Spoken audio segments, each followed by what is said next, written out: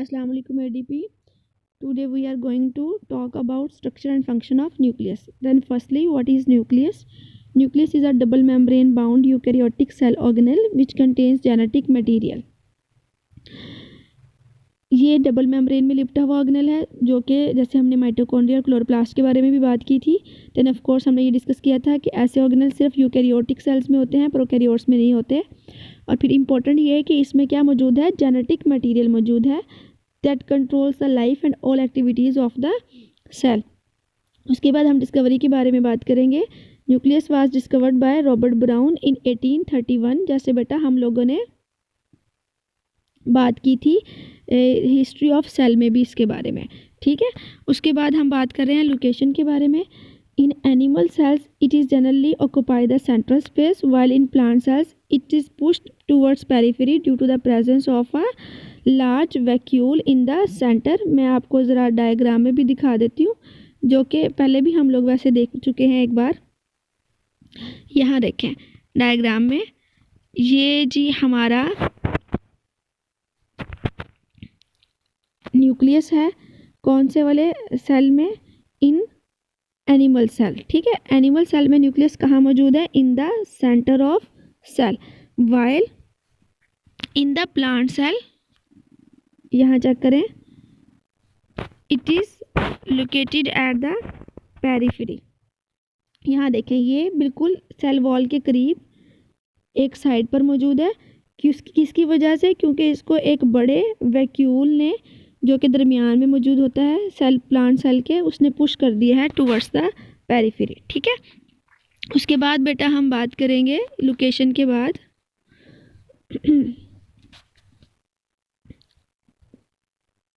किस चीज़ के बारे में? शेप के बारे में, ठीक है। इसकी शेप कैसी होती है? न्यूक्लियस में भी इरेगुलर और स्फेरिकल इन शेप।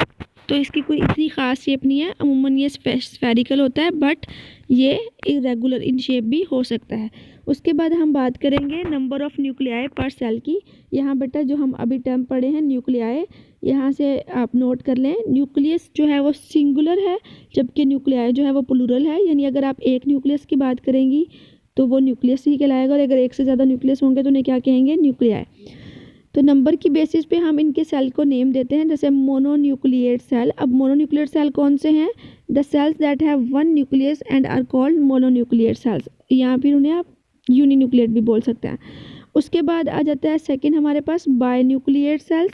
बायन्यूक्लिएट सेल कौन से हैं? The cells with two nuclei are called as binucleate, क्योंकि बाय का मतलब भी क्या है? टू है। उसके बाद आ जाता है बेटा मल्टीन्यूक्लिएट सेल्स। जैसे कि नाम से पता चल रहा है the cells with more than two nuclei is called as multinucleate cell. यहाँ एडिशनल इन्फॉर्मेशन में बहुत ही ज़बरदस्त इन्फॉर्मेशन आपसे शेयर की गई है कि ए न्यूक्लिएट सेल भी होते हैं। ए न्यूक्लिएट नाम से अंदाज़ा करें ऐसे सेल्स जिनमें न्यूक्लियस नहीं होगा। ये बेटा मैच्योर हो जाने के बाद जो सेल्स हैं, रेड ब्लड सेल्स जो होते हैं, जिनके हम खून के खुलिये जिन्हें कहते हैं, तो जब वो मैच्योर हो जाते हैं उस वक्त उनका न्यूक्लियस ऐसा ऐसा जो है डिजनरेट हो जाता है, गायब हो जाता है, ख़त्म हो जाता है, डिसअपीयर हो जाता है। फिर वो सेल्स जो हैं वो बिना न्यूक्लियस के होते हैं। दैट्स वाई हम उन्हें ए न्यूक्लिएट सेल्स भी कहते हैं। और इसी वजह से उन्हें रेड ब्लड सेल्स का नाम नहीं दिया जाता, जैसे हम कॉमनली कह देते हैं red blood cells, red blood cells. Actually उनका प्रॉपर नेम या उसका करेक्ट नेम क्या है? That is red blood corpuscle, ठीक है। वाई सेल क्यों नहीं कह रहे? क्योंकि सेल वो होता है जिसके अंदर न्यूक्लियस भी मौजूद होता है। चूँकि अब इनके अंदर न्यूक्लियस नहीं है, दैट्स वाई जो सेल का टर्म है वो इतना अप्रोप्रिएट नहीं रहता कहलाने के लिए। और सो उसका जो करेक्ट और सही नेम है that is red blood corpuscles. जैसे कि बेटा हम अर्थ इज़ राउंड राउंड कहते रहते हैं, लेकिन हमें पता है अर्थ राउंड नहीं है। उसके बाद विजिबिलिटी पे आ जाते हैं। न्यूक्लियस जो है वो ओनली विजिबल होता है and at the non dividing stage, यानी जब सेल 1 से 2 में तकसीम नहीं हो रहा होता सिर्फ हमें तब न्यूक्लियस देखता है, वरना जब सेल्स डिवाइड हो रहे होते हैं न्यूक्लियस डिसअपीयर हो जाता है और क्रोमेटिन जो है उसकी अपनी क्रोमेटिन के बारे में भी हम बात करेंगे, वो रिप्लेस होकर क्रोमोसोम्स बन जाते हैं। अभी हम नेक्स्ट चलते हैं तो आप क्रोमेटिन के बारे में समझ पाएंगी। अच्छा, उसके बाद बेटा हम डिस्कस करने वाले हैं कॉम्पोजिशन की। अब कॉम्पोजिशन क्या है? ये किस चीज़ से बना है? न्यूक्लियस में जी डीएनए होता है, आरएनए होता है और प्रोटीन जिसमें इंक्लूडिंग एंजाइम्स भी होते हैं, वो सब मिलकर न्यूक्लियस की कॉम्पोजिशन में शामिल होंगे। अब बेटा what is DNA? Deoxy ribo nucleic acid. ये इसका फुल फॉर्म है, इसको याद रखिएगा। और आरएनए क्या है, राइबो न्यूक्लिक एसिड, ये इसका फुल फॉर्म हो गया। तो इनको भी इंशाल्लाह डिटेल से हम नेक्स्ट हमारे टॉपिक्स आएंगे वहाँ पढ़ेंगे। अभी हम नेक्स्ट चलते हैं स्ट्रक्चर ऑफ द न्यूक्लियस। अब स्ट्रक्चर ऑफ न्यूक्लियस में हम क्या पढ़ने वाले हैं कि न्यूक्लियस किन चीज़ों पर मुश्तमिल होता है। अब न्यूक्लियस किन पे मुश्तमिल है, number 1 nuclear membrane, number 2 nucleoli, number 3 nucleoplasm and number 4 chromosomes. Then firstly what is nuclear membrane. Nuclear membrane क्या है, नाम से ही अंदाज़ा हो रहा है। Nucleus is surrounded by nuclear membrane which separates the nuclear material from the cytoplasm. ये साइटोप्लाज्म से अलग रखती है न्यूक्लियस के मटेरियल को, दैट्स वाई उसके गिर्द एक झिल्ली नुमा साख्त मौजूद है जो उसको एक थैली में बदल देती है। और अभी स्टार्ट में हम डेफिनेशन में भी पढ़ के आए थे कि न्यूक्लियर मेम्ब्रेन जो है वो एक्चुअली, या न्यूक्लियस जो है वो डबल मेम्ब्रेन ऑर्गेनल है। यानी इसकी ये जो न्यूक्लियर मेम्ब्रेन है जिसको हम न्यूक्लियर इन्वेलप भी कहते हैं, वो कंपोज्ड ऑफ 2 मेम्ब्रेन्स। वो किससे बना हुआ है, 2 मेम्ब्रेन से। चूँकि ये डबल मेम्ब्रेन बाउंड है तो ऑफकोर्स बाहर वाली मेम्ब्रेन क्या कहलाएगी, आउटर मेम्ब्रेन। आउटर मेम्ब्रेन जो है वो places continuous with the endoplasmic reticulum. कुछ जगहों पर एंडोप्लाज्मिक रेटिकुलम के साथ ये कॉन्टिन्यूस भी होती है। अगर आपको याद हो, हमने डिस्कस किया था कि एक सेल होता है और सेल के मरकज़ में अगर उसका न्यूक्लियस मौजूद है तो उसकी साइडों पे क्या मौजूद था, एंडोप्लाज्मिक रेटिकुलम। ठीक है, अब ये जो एंडोप्लाज्मिक रेटिकुलम मौजूद है बेटा, ये यूँ, ठीक है, वो हमने डिस्कस किया था from the nucleus to the plasma membrane. यानी पूरे सेल में ये बिखरा हुआ होता है न्यूक्लियस से लेकर प्लाज्मा मेम्ब्रेन तक। तो आप कुछ यूँ नोट करो कि अगर ये एंडोप्लाज्मिक रेटिकुलम है तो ये कुछ यूँ कॉन्टिन्यूस होगा with the outer membrane of the nucleus. ठीक है, अच्छा, उसके बाद हम डिस्कस कर रहे हैं इनर मेम्ब्रेन के बारे में। अब इनर मेम्ब्रेन के बारे में हम क्या बात कर रहे हैं कि द इनर मेम्ब्रेन जो है वो इनक्लोज करती है द न्यूक्लियर कंटेंट को। ऑफ कोर्स अंदर वाली मेम्ब्रेन है तो न्यूक्लियर कंटेंट फिर उसी से टच हो रहा है। उसके बाद बेटा हम बात करें न्यूक्लियर पोर्स के बारे में। The outer and the inner membrane are discontinuous at certain point resulting in the formation of pores. Of course क्या डिसकॉन्टिन्यूअस मीन क्या हो गया, देखें ये जी न्यूक्लियर इन्वेलप है, ये यहाँ से चल रहा है, फिर उसके बाद ये कंटिन्यू किए हुए, फिर ये डिसकंटिन्यू हो गया थोड़ा सा, फिर कंटिन्यू किए हुए, फिर डिसकंटिन्यू हो गया, कंटिन्यू किए हुए डिसकंटिन्यूस। तो ये सर्टेन पॉइंट्स पे क्या हो जाता है, डिसकंटिन्यूस हो जाता है। और जहाँ से इनर मेम्ब्रेन डिसकंटिन्यूस होगी वहीं पे आउटर मेम्ब्रेन भी क्या होगी, डिसकंटिन्यूस होगी। ये कुछ यूँ, ठीक है, अगर मैं यूँ बनाऊँ तो ये, अब देखें जहाँ जहाँ पे मेम्ब्रेन्स डिसकंटिन्यूस हो रही हैं वहाँ पे क्या डेवलप हो रहा है, एक अदद पोर डेवलप हो रहा है, या यू कैन से दैट सुराख जो है वो बन रहा है। तो इसे हम क्या कहेंगे, न्यूक्लियर पोर, क्योंकि ये न्यूक्लियस के साथ अटैच है। और ये पोर क्यों यूज़ होता है, it is very very important. ये बेटा यूज़ होता है for the exchange of materials between the nucleus and the cytoplasm. Of course इस सुराख के ज़रिए से जो न्यूक्लियस का मटेरियल वो बाहर आ सकता है। ऑफ कोर्स एक्सचेंज है तो बादला है, साइटोप्लाज्म का मटेरियल भी अंदर जा सकता है। उसके बाद नंबर ऑफ़ न्यूक्लियर पोर्स हैं। अब नंबर ऑफ़ न्यूक्लियर पोर्स में हम डिस्कस क्या कर रहे हैं कि this it is highly variable, बहुत ज़्यादा वेरिएबल है। किस चीज़ पे डिपेंड करता है, ऑफ कोर्स सेल की सिचुएशन या सेल की हालत पे डिपेंड करता है, उसकी फिजियोलॉजी पे डिपेंड करता है।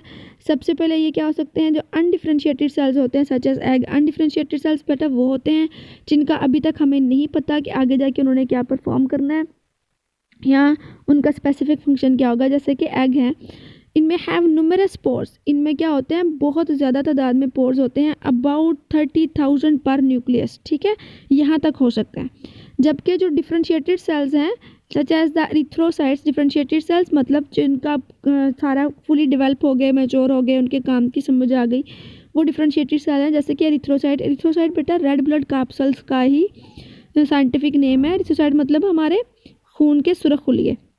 हैव ओनली 3 to 4 पोर्स पर न्यूक्लियस, सिर्फ 3 से 4 पोर्स होंगे। अब देखें कंपेयर करें कितनी ज़्यादा तादाद है एक एग सेल में, जबकि कितनी कम तादाद है उसके मुकाबले में एक एरिथ्रोसाइट के न्यूक्लियस पे। Each pore has a definite structure, of course हर एक का डेफिनेट स्ट्रक्चर होता है, which controls the traffic of substance passing through the them, जो कि सब्सटेंस की ट्रैफिक को कंट्रोल करेगा, अंदर से बाहर जाने वाले और बाहर से अंदर आने वाले मटीरियल्स को कंट्रोल करेगा। ठीक है, अच्छा जी, उसके बाद बेटा हम डिस्कस कर रहे हैं न्यूक्लियोलस को, the second part of the nucleus. अब न्यूक्लियोलस क्या है? It is darkly stained body within the the nucleus. न्यूक्लियस के अंदर डार्कली स्टेन्ड है, यानी थोड़ा गहरे रंग का इलाका है। विदाउट एनी मेम्ब्रेनस बाउंड्री, इसके गिर्द कोई मेम्ब्रेन मौजूद नहीं होती जो कि इसको न्यूक्लियर मटेरियल से सेपरेट कर सके rest of the nuclear material से। जैसे हमने कहा न्यूक्लियर मेम्ब्रेन जो है वो साइटोप्लाज्म से न्यूक्लियर कंटेंट को अलग रखती है, लेकिन न्यूक्लियोलस के इर्द गिर्द कोई भी ऐसी मेम्ब्रेन मौजूद नहीं है जो कि इसे सेपरेट करे from the rest of the nuclear material. फिर हम बात करेंगे नंबर ऑफ न्यूक्लियोलाई की। नंबर ऑफ न्यूक्लियोलाई अगेन बेटा याद रखें, nucleolus is the singular and nucleoli is the plural term, ठीक है। There may be two one or more nucleoli in the nucleus, एक से ज़्यादा न्यूक्लियस में न्यूक्लियोलाई हो सकते हैं। फिर हम डिस्कस कर रहे हैं किस चीज़ के बारे में जी, फंक्शंस ऑफ न्यूक्लियोलस के बारे में। न्यूक्लियस का फंक्शन क्या होता है, that is very very important for the short question and MCQs etcetera. Nucleolus का फंक्शन क्या है जी? न्यूक्लियोलस जो है उसमें राइबोसोमल RNA जो है वो बनता है और स्टोर होता है। याद रखें, राइबोसोमल RNA सिंथेसाइज होगा and it will be stored. And what is RNA? मैंने अभी बताया था, इसकी फुल फॉर्म है ribo nucleic acid. It is the nucleolus. अच्छा, राइबोसोमल RNA क्यों कहते हैं? अगर आपको याद हो, हमने राइबोसोम्स का एक पूरा टॉपिक डिस्कस किया था। तो ऑफ कोर्स राइबोसोमल RNA जो है वो राइबोसोम को बनाने में इस्तेमाल होता है। हमने पढ़ा था राइबोसोम्स जो हैं वो बनते हैं almost equal amount of protein and ribosomal RNA।